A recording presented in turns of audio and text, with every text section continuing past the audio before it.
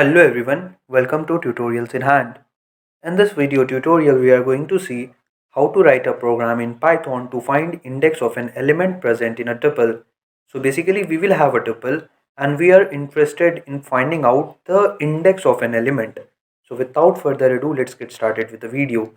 So first of all, let's quickly move to VS Code in order to see the programming implementation part. So let's have a tuple and let the tuple with this names. And now our motive in this program is to find the index of any one of the element. Let that element be Ajit. So basically we are interested in finding out what exactly is the index of Ajit. So from here we can see that it would be 1.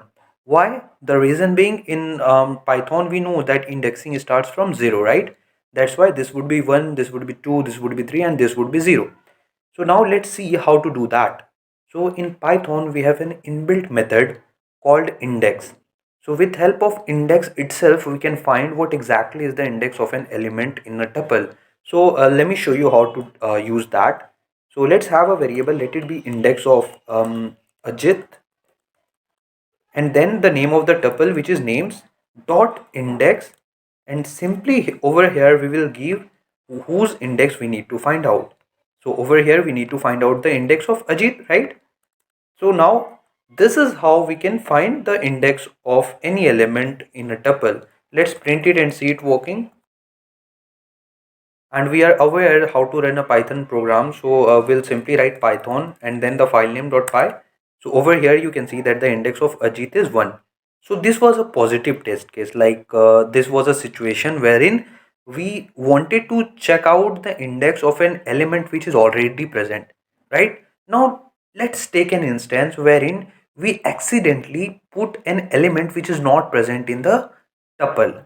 So let it be simply I. Okay, so we can clearly see that this is not present over here. Now let's rerun it and see what happens. And here you can see that it's throwing an error, right? So there can be a situation when we are dealing with index method, but we are suspicious that maybe the element would be present or it might not be present.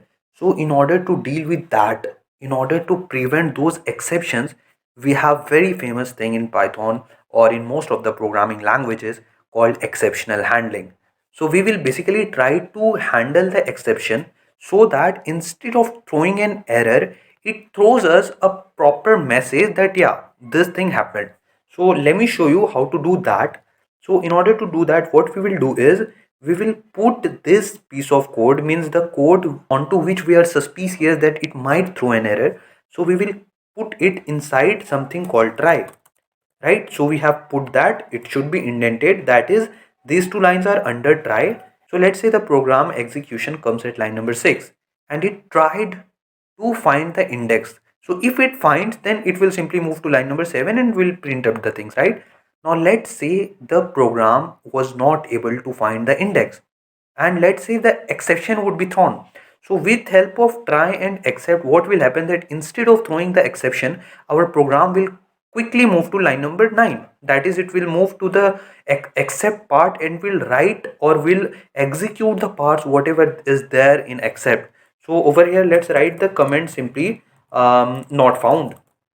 So now what will happen, now if we write over here I, then what will happen that instead of throwing an error, what it will do, it will simply come to line number 9 and it should simply print not found. So let's run it and see it working, and boom, here you can see that earlier when it was where it was throwing exception, so over here it is simply throwing us a proper message which is not disrupting the flow of the program. So this is how we basically can find out the index of any element in a tuple. In this particular video, if we talk about, then we not only saw how to find the index, but we also saw how to deal with exceptions, particularly in case of indexes. So this was all about the video. I hope you understood the things very clearly. But still, if you have any doubt, then feel free to drop it down in the comment section. We will surely try to take it up as soon as possible. So this was all about the video. Thank you.